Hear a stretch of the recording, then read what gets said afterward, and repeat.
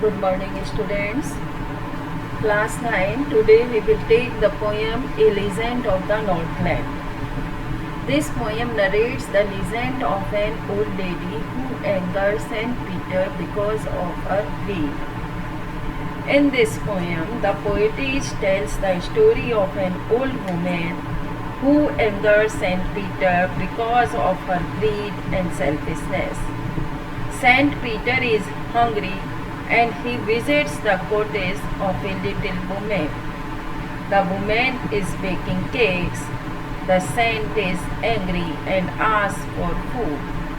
She refuses to part with even a small piece of cake.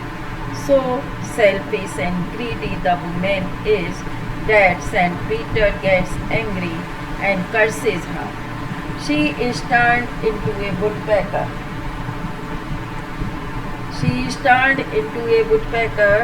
The saint feels that she is not worthy to live as a human being. She lives the life of a woodpecker for the rest of her life. The saint rightly punished her by changing her into a woodpecker so that she might live in the trees, boring in the heart, dry wood for her food. The moral of the story is very clear.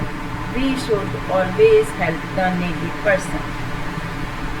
Very often we get a lot of moral teachings from legends. They help to learn things from the past. Those ideas help to inform society. In this poem, we come across a man who is in a dire need of food.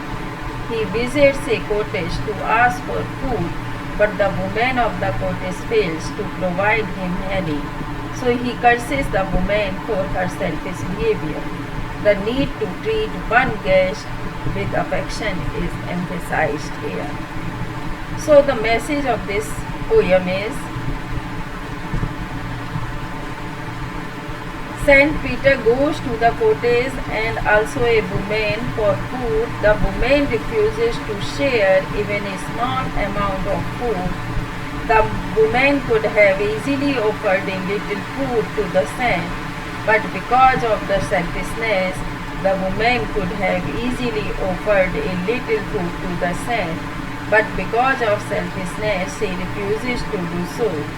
So the saint feels that the woman is not worthy of living as a human being. He curses her and makes her a woodpecker. So the message of this poem is that we should always welcome our guests and being nice to them. Now you can see the title of the story, A Legend of the Northland. A legend is a story from ancient times about people and events. The title of the poem tells that it is a legend of Northland. Northland is a very cold region covered with snow. The closeness of this region to the North Pole gives this place a very cold weather. Since this legend recited by the poetess is from Northland, so we can say the title is very suitable.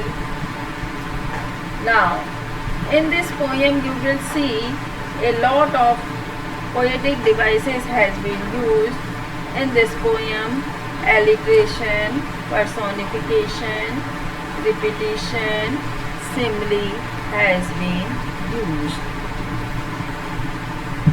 Away, away on the Northland, when the hours of the days are few and the nights are so long in winter that they cannot sleep them through. Now, away, away. In the first line, the word is repeated, away, away, very far, away, away. Repetition is used. In the Northland, the hours of day are few because the days are short and the nights are longer, so they are unable to sleep them through. There they harness the swift reindeer to the sledges when it snows, and the children look like bears cup in their funny furry clothes. in their funny furry clothes. The poetess described the people of the Northland. She says that when the snow falls, they like to go for sledging and they tie reindeer up to their sledges. Because of the cold, children wear heavy woolen clothes which cover them up completely. They look like the calves of bear in this their funny furry clothes. Funny, strange, furry clothes made from the fur, sledges, wheelless cart which is used in the snow, reindeer, an animal found in the polar region. So here funny furry illustration is here. They tell them a curious story, strange story. I don't believe this true. Here the poet talks about how parents in the Northland tell their children a story, although it cannot be said that this story is true. So students, I think you are able to understand this. In the next video we will continue it.